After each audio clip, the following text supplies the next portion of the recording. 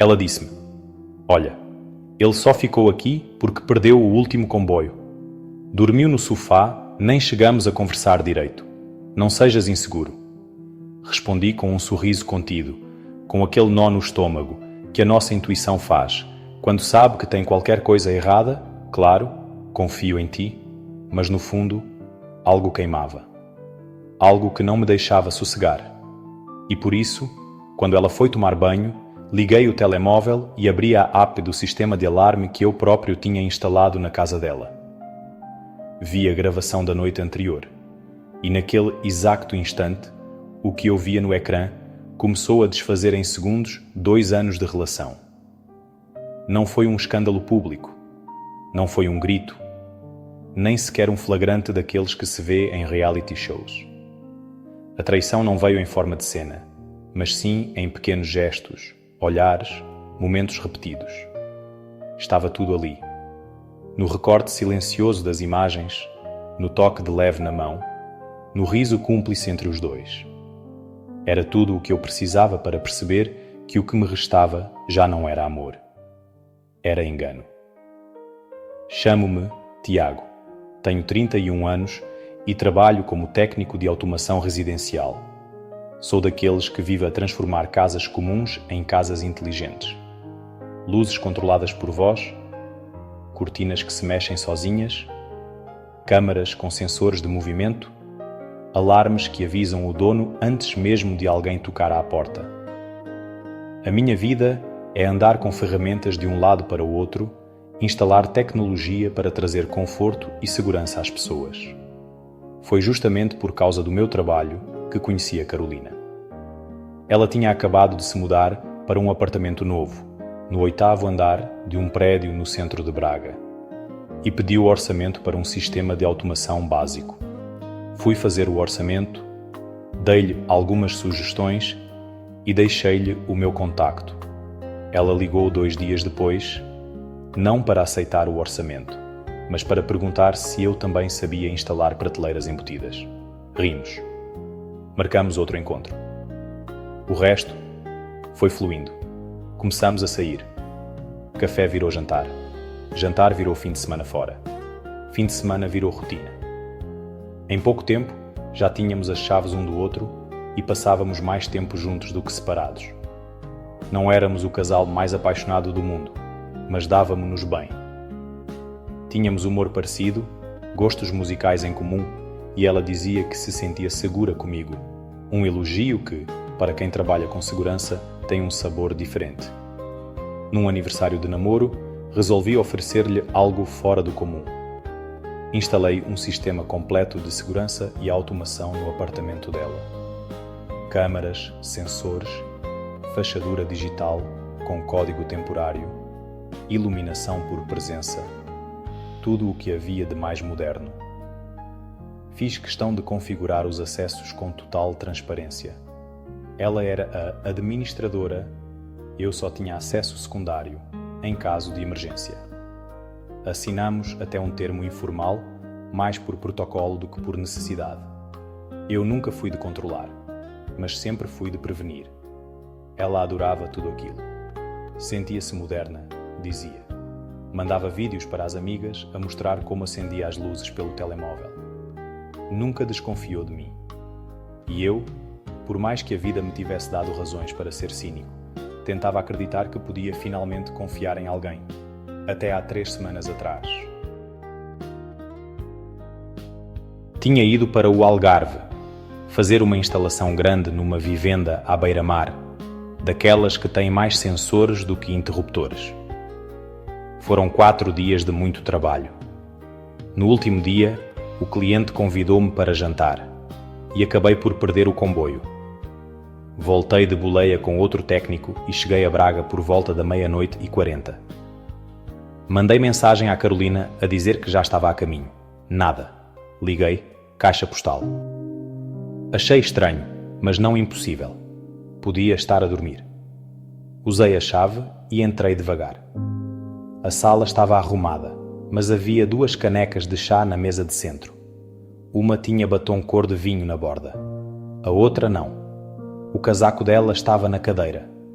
Um casaco masculino, que não era meu, pendurado atrás da porta. Aquilo não me caiu logo como uma bomba, mas caiu como uma pedra. Fui até ao quarto. Ela estava sozinha, encolhida sob o edredão. Sussurrei. Cheguei. Ela virou-se lentamente, sonolenta. Amor, que horas são? São quase 1. O comboio atrasou. Ela piscou devagar e disse: estava a dormir. O dia foi puxado. Mas olha, o Pedro veio cá depois do jantar. Estava sem boleia e ficou no sofá. Só isso, não faças filmes. Senti vontade de acreditar. Mesmo. Mas algo no jeito que ela se mexia, no modo como evitava o meu olhar, no facto de o casaco ainda estar ali, me dizia que a história não batia certo. Sentei-me ao lado dela, dei-lhe um beijo na testa e disse: claro, eu confio. Mas quando ela adormeceu novamente, fui até à sala, abri o portátil e entrei na plataforma do sistema de segurança. O histórico mostrava a entrada do Pedro às 19h47. Ele trazia uma mochila nas costas e uma garrafa de vinho numa das mãos. No vídeo seguinte, os dois estavam na cozinha, a rir, a brindar. Depois na sala, sentados no chão, com um jogo de tabuleiro aberto. Depois, deitados no sofá. Muito próximos, muito íntimos. Havia ali toques. Havia ali olhares. Havia ali algo que não era só amizade. Continuei a assistir, sem piscar. Os minutos seguintes mostravam o que eu já desconfiava, mas não queria admitir. O sofá virou cama improvisada. As luzes foram apagadas. A última imagem captada pela câmara da sala foi às 23h12, com os dois ainda juntos. Depois, silêncio. Nenhuma gravação nova até às 0h38, quando ele saiu pela porta principal, sozinho, com a mesma mochila. A Carolina apareceu logo depois, de roupão, fechando a porta com um suspiro fundo. Fechei o portátil devagar. A minha cabeça estava uma confusão, o coração a bater num ritmo estranho. Não era só raiva, era tristeza, era humilhação. Aquela sensação de que estiveste a viver uma história que, afinal, só tu é que achavas real. Pensei em acordá-la naquele instante, gritar, exigir explicações. Mas acabei por apenas sentar-me no sofá e olhar para o teto por longos minutos. Cerca de 1 hora depois, levantei-me. Entrei no quarto e toquei-lhe no ombro com delicadeza. Ela acordou meio zonza. Podemos falar 1 minuto? Perguntei. Claro. O que se passa? Respondeu ainda sem saber o que a esperava. A história do Pedro. Há qualquer coisa que não bate certo. Ela suspirou fundo, ajeitou-se na cama. Tiago, por favor. Eu já te disse que ele só ficou cá porque perdeu o comboio.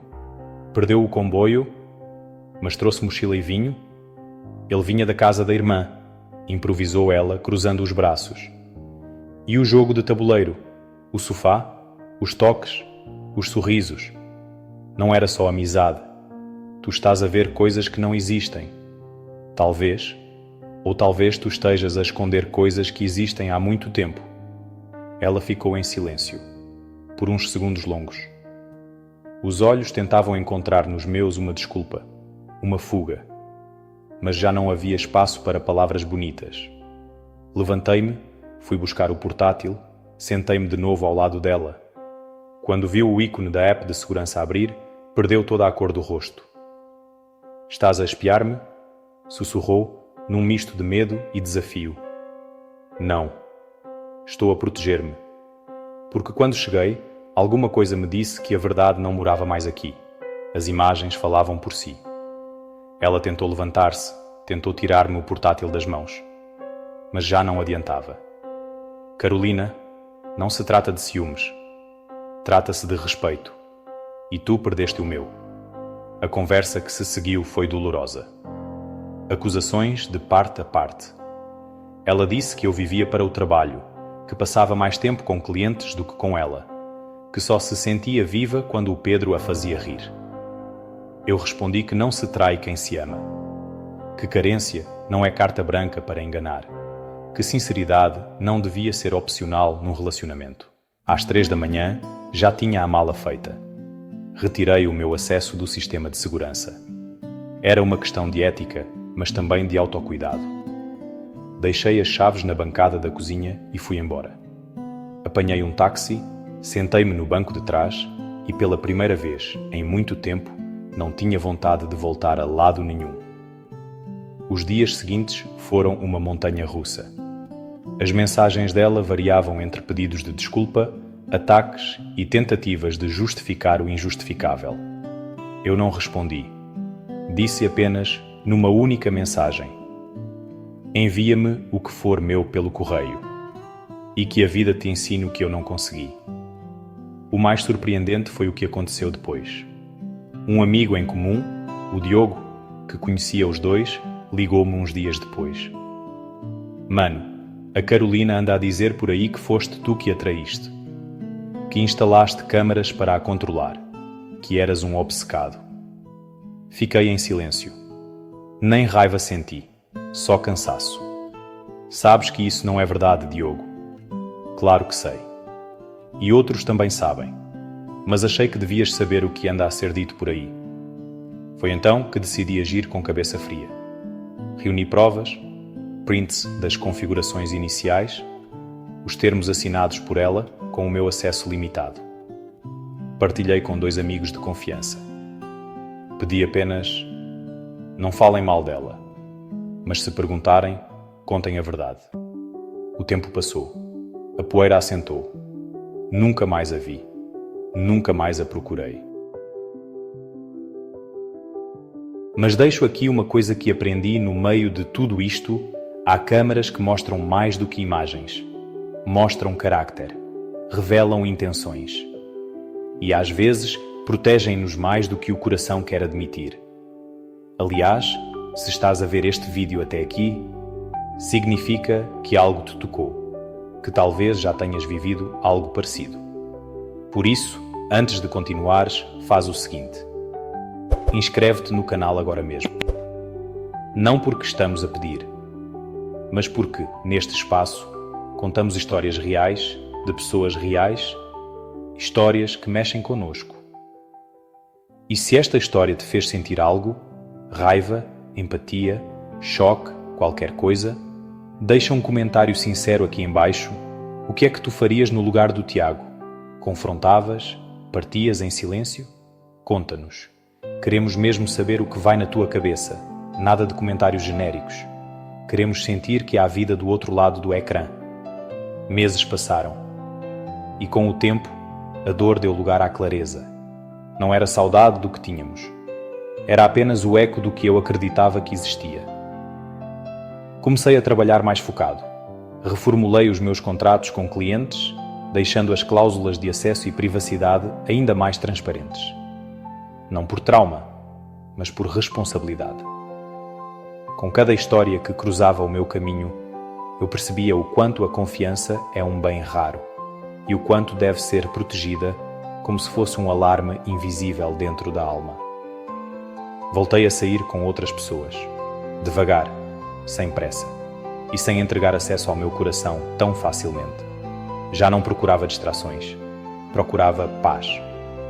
Um tipo de silêncio que não dói, um riso que não escondesse segredos, um olhar que não evitasse o meu. Um dia, ao sair de uma loja de ferragens, encontrei a Inês, uma colega antiga de faculdade que também conhecia a Carolina. Ela parou à minha frente, ajeitando o casaco, com aquele jeito meio tímido dela. Tiago, posso dizer-te uma coisa? Diz. Só queria que soubesses que nem toda a gente acreditou na versão dela. Sorri. Já nem me lembro qual era a versão. Que tu eras um controlador, que usavas o sistema para espiá-la, essas coisas. Mas houve quem visse mais além. E houve quem achasse que, pela forma como saíste daquilo tudo, foste o único adulto naquela história. Agradeci. Ela sorriu. Tocou-me no ombro e disse: a verdade às vezes demora, mas aparece. E tu mantiveste-te firme. Isso vale muito. Quando cheguei a casa, sentei-me em silêncio e pensei em tudo o que tinha vivido. em como uma simples funcionalidade de câmara, pensada para proteger, acabou por desvendar a maior mentira da minha vida amorosa. Não porque eu quisesse espiar, mas porque eu já não podia continuar a confiar apenas em palavras. A verdade é que, mesmo com toda a tecnologia do mundo, não há sistema mais poderoso do que a intuição. Quando algo está errado, o nosso coração sabe, só que muitas vezes a gente escolhe ignorar. Acreditar na desculpa, no gesto gentil, no não é nada. Estás a exagerar. E é aí que nos perdemos. Por isso, se aprendeste alguma coisa com esta história, que seja isto. A confiança é construída em silêncio, mas é quebrada num sussurro. E uma vez quebrada, não há backup que a restaure. Não interessa se tens as melhores câmaras ou os olhos mais atentos. Quando alguém decide mentir, vai mentir. Cabe-te a ti decidir o que fazes com essa verdade quando ela aparece diante dos teus olhos. E sim, houve dias em que me senti tolo por ter acreditado. Mas hoje olho para trás e vejo que não fui tolo por confiar. Fui corajoso por amar com sinceridade. Quem perdeu não fui eu, foi ela. Porque quem mente perde muito mais do que um relacionamento. Perde o direito de ser lembrado com carinho. Hoje sigo em frente, com os pés no chão, o coração mais leve e a certeza de que ser honesto, mesmo quando tudo ruía à minha volta, foi a melhor escolha que podia ter feito. E se tu estiveste aqui até ao fim, deixa-me dizer obrigado. Obrigado por ouvires a minha história. E agora quero ouvir a tua. Partilha connosco nos comentários. Já passaste por algo semelhante? Já sentiste que estavas a viver com alguém que escondia mais do que mostrava? Já tiveste de sair de fininho com a mala feita e o coração aos pedaços? Queremos criar aqui uma comunidade onde a verdade tem espaço, onde as histórias doem, mas também curam, onde o drama não é apenas entretenimento, é lição, é espelho, é ponte. E se ainda não te juntaste ao canal, faz isso agora. Mas não como quem segue por seguir. Junta-te como quem encontra um espaço onde as verdades são contadas sem filtros.